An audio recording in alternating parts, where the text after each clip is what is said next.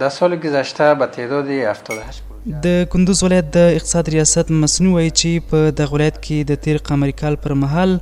د 280 میلیونه افغانیو په ارزښت 88 سترې او کوچنۍ انکشافي پروژې پلي او ګټه اخیستنې ته سپارل شوي دي.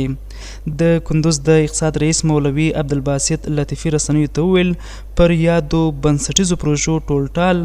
280 میلیونه او 200 زره افغانۍ لګښت راغلی دی. هغه زیاته کړه چې د دغو پروژو په بشپړېدو سره په بېلابېلو برخو کې د سیمې د اوسیدونکو شته ستونزې هوارې شوي دي. در سال گذشته به تعداد 78 پروژه از طرف ادارات اماراتی ریاست ولایت قندوز تطبیق گردیده که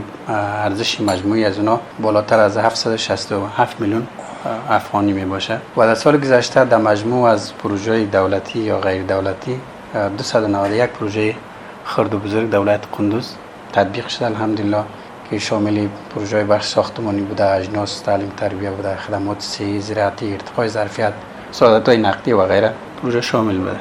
بلخوا د کندوز ښار یو تن اوسیدونکی شمس الرحمن د یادو زیربنۍ پروژو د پلي کېدو په هرکلي سره وویل د داسې پروژو په عملي کېدو سره نه یوازې اقتصادي پرمختګ رامنځته کیږي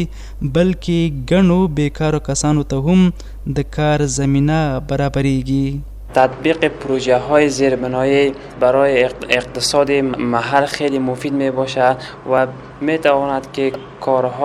کارهای زمینه کاری را برای جوانان بیشتر مساعد بسازد و می تواند که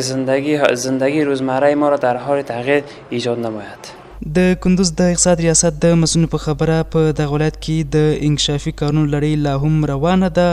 او سږکال هم د ګڼو نورو حیاتي او مهم پروژو چارې په چټکۍ سره روانې دي چې ځینې به یې په نږدې راتلونکي کې ګټې اخیستنې ته وسپارل شي.